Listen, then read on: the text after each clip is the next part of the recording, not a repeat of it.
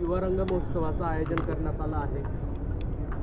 आज कवयित्री बहिणाबाई चौधरी उत्तर महाराष्ट्र विद्यापीठ यांच्या वतीने युवा रंग 25 म्हणजे 25वा युवा रंग हा युवा महोत्सव या ठिकाणी आयोजित करण्यात आलेला आहे। 5 दिवस हा महोत्सव या ठिकाणी चालणार आहे। जवळपास 950 विद्यार्थिनी, 750 मुलं, 725 मुलं यांचा पार्टिसिपेट सहभाग या सगळ्या कार्यक्रमामध्ये या ठिकाणी राहणार आहे। 5 दिवस आपल्या अंगी असलेले सगळे कलाविष्कार, सगळे कलागुण, सांस्कृतिक असतील, क्रीडा असतील, सगळ्याच बाबतीमध्ये या ठिकाणी स्पर्धा होणार आहेत। आणि मला वाटतं एक चांगलं व्यासपीठ विद्यार्थ्यांसाठी उत्तर महाराष्ट्र विद्यापीठ एक बहिणाबाईंच्या नावाने आहेत कवयित्री, त्यांनी उपलब्ध करून दिलेलं आहे। आणि म्हणजे निमित्ताने सर्वांना शुभेच्छा। नुकतंच उद्घाटन त्याचं या ठिकाणी झालेलं आहे।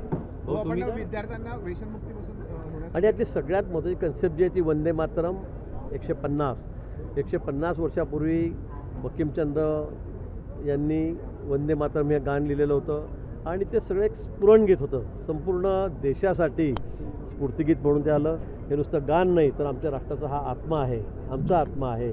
आणि म्हणून हे गीत म्हणत म्हणत हजारो लोकांनी आपल्या छातीवर गोळ्या झेलल्यात, प्राणांचं बलिदान त्या ठिकाणी दिलं, आपल्या संसाराचं कुटुंबाचं तुळशीपत्र ठेवून अनेक जण रस्त्यावर उतरलेत आणि या देशाला स्वातंत्र्य मिळवून दिलं।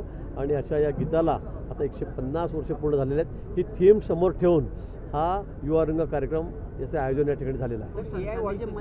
मदतीची घोषणा केलेली आहे, त्यावरून आज सामनामध्ये आग्रहाने टीका करण्यात आलेली आहे। त्यांनी असं म्हटलेलं आहे की हे पॅकेज नव्हे तर क्रूर चेष्टा आहे, फक्त आकडे मोठे, मदत खोटी असं म्हटलेलं आहे। सामनाकडून काही वेगळी अपेक्षा आम्हाला नाही आहे, त्यांच्याकडून कुठली वेगळी अपेक्षा नाही आहे। कारण त्यांना म्हणजे इतकं सगळ्या स्तरातून याचं स्वागत झालं, शेतकरी संघटनाकडून स्वागत झालं आणि अपेक्षेपेक्षा चांगलं पॅकेज माननीय फडणवीस साहेबांनी आमच्या सरकारने या ठिकाणी दिलेलं आहे।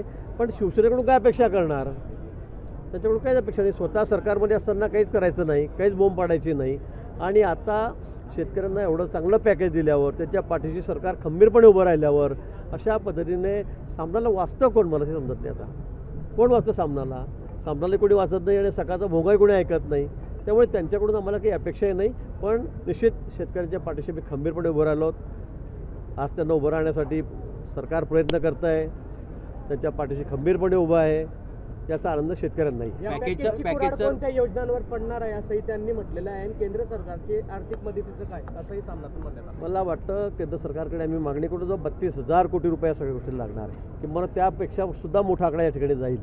केंद्र सरकार निश्चित त्या ठिकाणी मदत करेलच, त्या बाबतीत कुठे दुमत नाही आहे। कारण 32,000 कोटी आता आम्हाला शेतकऱ्यांना त्या ठिकाणी द्यायचे आहेत।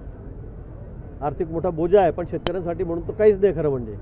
पण त्याची चिंता कोण काय देणार आहे, कोण काय देणार नाही, हे मला वाटतं सामनाने किंवा उभाठाने करू नये, नसतं खटाटोप उभाठाने करू नये।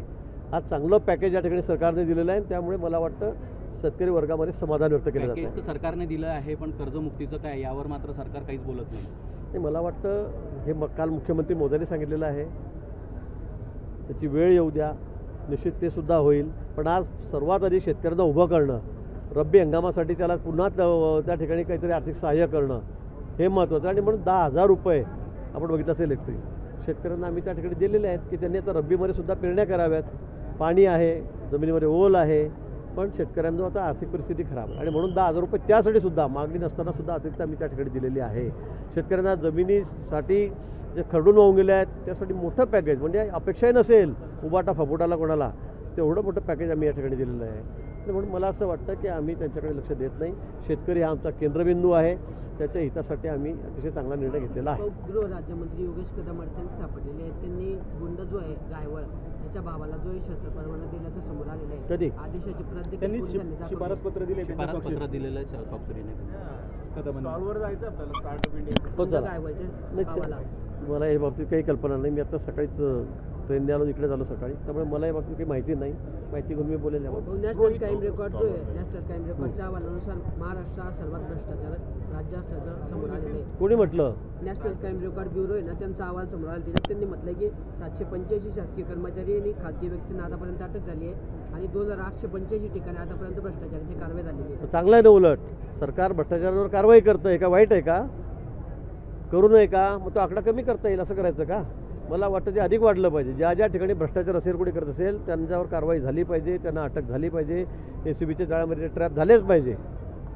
आणि माननीय मुख्यमंत्री मोदयांचं हे धोरण आहे की जे असे उद्योग करत असतील त्यांना पकडा, जेलमध्ये टाका, त्यांना सस्पेंड करा, त्यांना निलंबित करा. आकडे वाढले म्हणून काही भ्रष्टाचारी राज्य असायचा अर्थ होत नाही.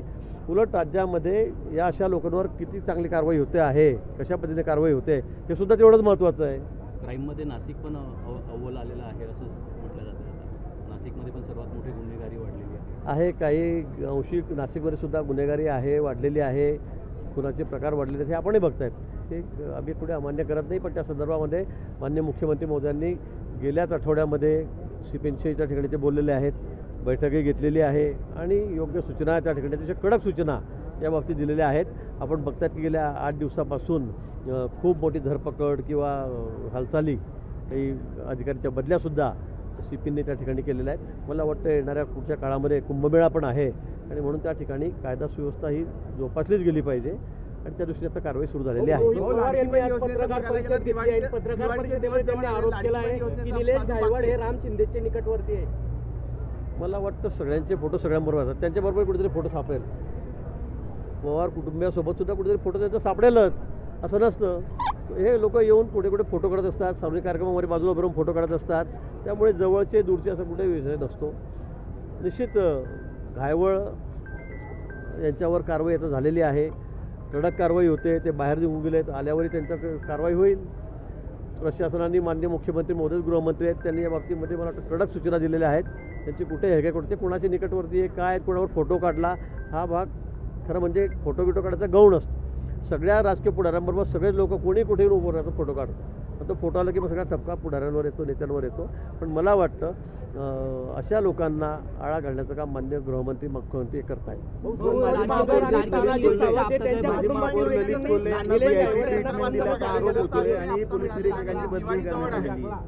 काय एकच सांगा की काय लाडकी बहीण योजना जी आहे ना, लाडकी बहीण योजनेचा लाडकी बहीण योजना जी आहे तिचा जो निधी येतो वळताकर म्हणजे सामाजिक न्याय विभागाचा निधी जो येतो वारंवार मला वाटतं हा विषय वारंवार गेला 6 महिन्यांमध्ये याचा वळता केला, याचा वळता केला. आता मला वाटतं काही विभागामध्ये पैसे शिल्लक असतील तर ते वळतही केले जातील. नंतर ते त्या ठिकाणी ॲडजस्टमेंट असते तशी सगळ्यांना मिळतील. दिवाळीमध्ये कोणी राहणार नाही. शेतकऱ्याची सुद्धा आम्ही त्या ठिकाणी सगळी जे आमची पूर्ती जी असेल ती त्या ठिकाणी करू. जे आता पंचनामे झालेत, शेतकऱ्यांना जे पैसे द्यायचे आहेत ते सगळे दिवाळीच्या पूर्वी त्यांच्या खात्यामध्ये जातील. लाडक्या बहिणींना सुद्धा त्याच्यामध्ये वंचित ठेवलं जाणार नाही. लाडक्या बहिणीचा सुद्धा जोही निधी आहे किंवा ती मदत आहे ती त्यांच्या खात्यामध्ये दिवाळीपूर्वीच जाईल. आपल्या मर्जीतले जिल्हाधिकारी जे आहेत आयुष प्रसाद यांची नाशिकला जिल्हाधिकारी म्हणून वर्णी लागल्याचं बोललं जातं आहे. आता काही दिवसांनी पालकमंत्री पदाची सुद्धा वर्णी लागेल अशी चर्चा सुरू झालेली आहे. आता माझ्या मर्जीतले म्हणजे मला समजलं नाही. तुमच्या मर्जीतले असल्याचे तुमच्या जवळचे असल्याचे अधिकाऱ्याशी चर्चा आहे की त्यांची नाशिकला कुंभमेळ्यासाठी वर्णी लागली. असं नाही, माझ्या मर्जीतले वगैरे असं काही नसतं. अधिकारी असतात. आता हे आले ते माझ्या मर्जीतले नाही असं म्हणणं आहे का मग? असं नसतं. पण कुंभमेळ्यासाठी त्याची बदली कारण तिथले जिल्हाधिकारी त्यांनी 2.5 वर्ष झाले, त्यांचा कार्यकाळ संपलेला होता आणि म्हणून बदली होणारच होती आणि म्हणून यांना त्या ठिकाणी दिलेलं जळगावची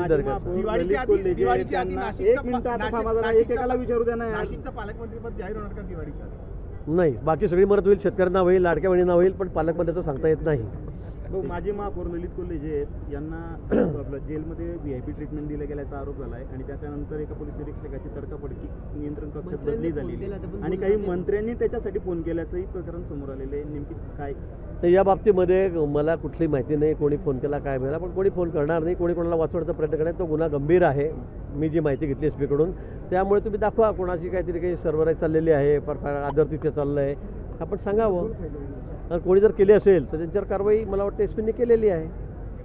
त्यात कोणाचीही त्यात घाईघाई केली जाणार नाही, कोणालाही पाठीशी घातलं जाणार नाही.